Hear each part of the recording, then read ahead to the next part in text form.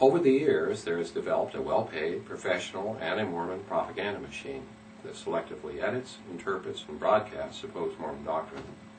They have produced movies, written books, and given countless seminars and talks about their interpretation of what Mormons believe. What they present often misrepresents the doctrines of the Mormon faith. One of their favorite tactics is to take a comment by a Mormon leader out of context and masquerade it as the doctrine of the church. If the Catholic Church had to defend every word that had been spoken or written during the last 150 years by each of its cardinals, it would have a tremendous public relations problem. Its doctrine would be perceived as a mass of confusion. If the Baptist Church had to defend every statement and interpretation of Bible verses made by every Baptist minister over the last 150 years as Baptist doctrine, their doctrine would seem contradictory and incomprehensible.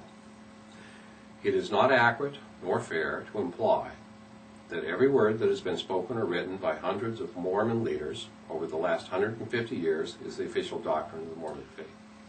Moreover, anti-Mormons often take a sentence here and a comment there, out of context, supply their own interpretation, and then claim that represents Mormon doctrine. The Church of Jesus Christ of Latter-day Saints accepts 4 books of Scripture: the King James Version of the Bible, the Book of Mormon, the Doctrine and Covenants, and the Pearl of Great Price. These are revered as canonized Scripture. Scripture, of course, is subject to correct interpretation. In addition, official communications and letters from the First Presidency to local congregations are considered uncanonized Scripture if they are signed by the prophet and his 2 counselors. These 2 sources, the Scriptures and official communications, are the official doctrine of the Church. Comments made in church magazines and talks given in General Conference are general counsel. They include general principles and general rules.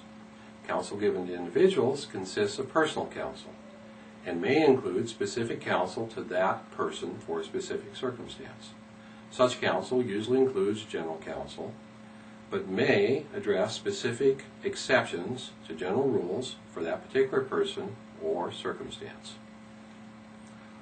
Personal counsel is often recorded in journals. It is not official doctrine of the Church. Beyond counsel are various comments and stories that may be widely circulated among the members of the Church and may be believed by large segments of Mormons. This is basically folklore. It is not the official doctrine of the Church.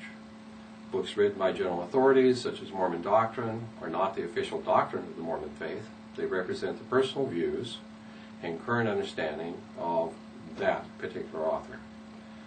Comments or isolated scriptures taken out of context and interpreted by anti-Mormons are not the doctrine of the Mormon Church.